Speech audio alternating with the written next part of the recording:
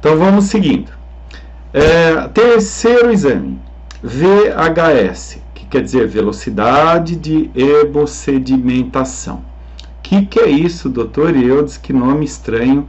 Para que serve isso? Bom, hoje em dia a velocidade de hemossedimentação não é um exame tão assim relevante em termos de te dar uma coisa muito importante, mas a gente acaba fazendo para medir o grau inflamatório dessa pessoa.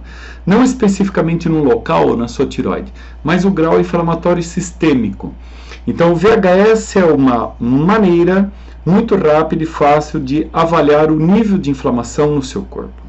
O VHS significa a taxa de sedimentação nos eritrócitos, que são glóbulos ali do seu sangue, e é uma maneira de testar a aderência de seus glóbulos vermelhos, ou seja, como é que eles estão funcionando em relação a essa parte inflamatória.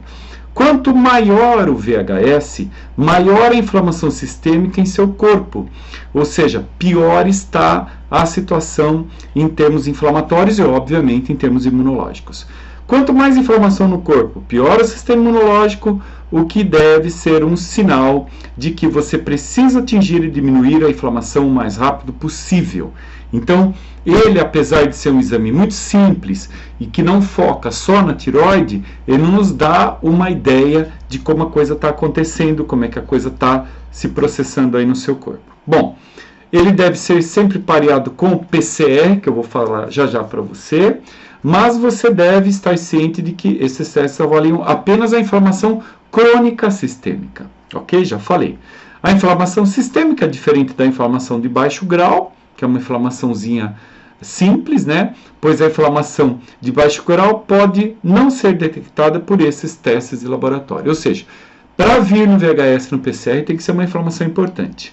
Mas entender se você tem inflamação no corpo é muito importante se você tem Hashimoto, devido à natureza da doença ser imunomediada, ou seja, mediada por anticorpos. Então, vamos passar para o PCR. O PCR significa proteína C reativa. É uma outra maneira de medir a inflamação sistêmica, tá, gente? O que é sistêmica? É no corpo inteiro. Então, não é que está no dedo, não é que está na tireoide, não é que está na unha sua encravada, não é que está no seu dente. Ela pode ser sistêmica e, obviamente, ela pode ser ali no seu dente que está cheio de pus, você tem que fazer canal, não escova o dente direito, olha lá, tá vendo? Dá esses problemas. Então, tem coisas que são localizadas, você está com a coisa lá, está com a inflamação. Então é óbvio que o PCR e o VHS vão subir. Então, você tem doença da tireoide, mas está com um abscesso ali no dente, né? E vai ter que ser tratado, óbvio que eles sobem, mas é por causa do abscesso no dente. Não quer dizer que a sua tireoide piorou, ok? Então, fique atento a isso, porque às vezes você vai fazer um exame, não fala para o médico que você estava com o dente todo problemático, e na hora que você resolve aquilo, faz o exame da tireoide, né, e está alto, é óbvio que foi aquilo. Então, depois que você resolveu aquilo, tratou, melhorou, fez as terapias todas, é óbvio que vai baixar. Então, fica a dica aqui para você. Há algumas versões do PCR incluído, que eu utilizo muito, é o PCR ultra sensível, ou seja, de alta sensibilidade, e existe o PCR padrão. Então, cuidado, porque quando você for ao laboratório, existem dois tipos de PCR, o comum, o padrão, e o PCR de alta sensibilidade ou ultrassensível, que é o que nós usamos para avaliar não só a tireoide, mas o risco de doenças cardiovasculares também. Então, o PCR ultrassensível é normalmente usado para testar níveis muito baixos de inflamação e para dar uma ideia sobre o risco de doença, né, de arte, ou seja, doença que está ali incomodando. Você pode realmente usá-lo como um paciente de Hashimoto, mas deve entender essa diferença aí que eu estou dizendo para você. Então, não vamos usar como único marcador. Você pode perceber ainda que você pode ter uma inflamação mesmo com o PCR e VHS sendo negativas ou tecnicamente elevadas. Então, isso realmente é individual. Mas a gente soma itens, né, para fazer os diagnósticos. Então, não é feito separadamente. Muitos pacientes com Hashimoto apresentam a inflamação isolada da glândula tireoide ou a inflamação sistêmica de baixo grau. que nem sempre são detectados pelos testes de VHS e PCR, mas ainda são importantes, pois apresentam os mesmos riscos. Então eu sempre olho para ver como é que está indo, né, gente? E pergunto para o paciente: o senhor teve alguma coisa? O senhor quebrou alguma coisa? O dente inflamou? A garganta doeu? Você estava gripado? Para mim ter essa noção. Mesmo que esses testes não sejam perfeitos, eles ainda são uma ótima e maneira mais barata de você identificar um quadro inflamatório. Então vamos lá. Mais um item. A vitamina D.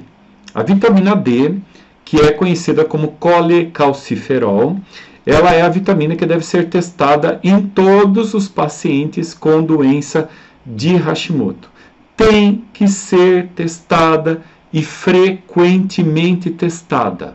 Entenda isso aí, meu amigo. Tem que pedir para o seu médico solicitar a sua vitamina D para ver como as coisas estão. Eu tenho pacientes que fazem uma vitamina D uma vez ao ano e ela vem 10 e a pessoa acha que aquilo está bom. Passa lá uma dosezinha de vitamina D oral, nunca mais testa e acha que está bom. Cuidado com isso.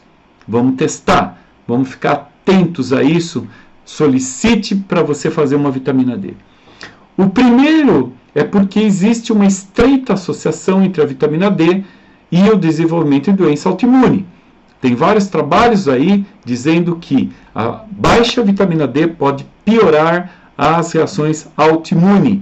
Existe um doutor na Escola Paulista de Medicina, aqui em São Paulo, no Brasil, e este médico, ele trata doenças imunológicas, não todas, mas ele trata algumas doenças muito importantes, como, por exemplo, esclerose múltipla com altas doses da vitamina D. É um trabalho muito sério, reconhecido no mundo inteiro. Ou seja, se você tem baixos níveis de vitamina D, é muito mais provável que você desenvolva uma reação de Hashimoto em primeiro lugar. Saber se você tem níveis baixos de vitamina D, obviamente é importante nesse cenário, e depois aumentar os níveis, obviamente, vai ser importante para tentar controlar a reação autoimune que você tem. Então, quanto mais baixo o nível da vitamina D, mais altos são os riscos de ter anticorpos. Há também uma conexão mais forte e importante entre a vitamina D e a função da tireoide de maneira geral, ou seja, da ação dos hormônios. Então, tais níveis baixos de vitamina D também aumentam o risco de câncer de tireoide e doença de Graves, que é aquela doença onde você tem o hipertireoidismo. O ponto principal é que você deve estar ciente de seu status, ou seja, do número que está a sua vitamina D. Se você tiver o Hashimoto, o que significa que você deve testá-la frequentemente. Eu acabei de falar isso. Então, agora eu estou escrevendo para você fixar essa informação na sua cabeça. A maioria dos médicos não está ciente da importância da conexão entre a vitamina D e o Hashimoto, o que significa que você precisa estar. Se ele não está, você precisa estar. A saúde é tua, a tireoide é sua. Vai procurar alguém que entenda melhor o seu caso, que entenda melhor a sua saúde e que solicite ali tudo o que você precisa. Não fique mendigando exames. Faça todos os exames que são necessários. É um direito que você tem. A saúde tem que lhe fornecer isso. Não importa se você está sendo atendida na rede pública, se você tem um convênio ou se você vai pagar uma pequena taxa para fazer um exame de vitamina D no laboratório, que não é um exame caro. Então fique atento a isso. Corrija isso. Então, vamos indo. Você pode aumentar os níveis da vitamina D usando suplementos líquidos da vitamina D3, que é o colecalciferol. Você pode usar cápsulas gelatinosas ou usar a forma que eu prefiro, que é a forma dela injetável. Ai, doutor Eudes, pelo amor de Deus, eu odeio injeção, não gosto de tomar injeção. Veja, meu amigo, às vezes você tem uma baixa absorção da vitamina D por via oral. Isso é um fato dentre a farmácia e a química. A vitamina D tem uma baixa absorção oral, tanto é que ela tem que ser combinada muitas vezes com uma pequena fração de um óleo qualquer aí, um óleo de coco, um óleo de linhaça, um óleo de soja, algum carreador que carrega a vitamina D, porque ela em meio oleoso, ela funciona melhor. Então, a minha opção e a minha experiência é injetar a vitamina D intramuscular nessa solução oleosa, que vai propiciar uma melhora muito mais rápida e muito mais eficiente dos seus níveis de vitamina D. Ou seja, eu vou correr com a coisa, né, gente? Eu quero que você melhore rapidamente. Bom, aí vem os espíritos de porco e vão falar: nossa, você vai tomar uma dose elevada da vitamina D, isso vai fazer um mal desgraçado para você, você vai formar cálculo renal, pedra na vesícula, tal. Veja, gente, isso é muito relativo.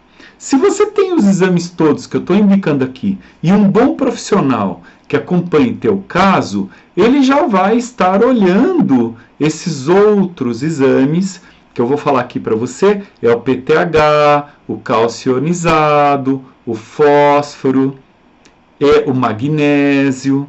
Eles têm que ser vistos, a fosfatase alcalina. São esses examinhos que tem que vir junto para a gente olhar a dose e o quanto vai ser administrado de vitamina D em você.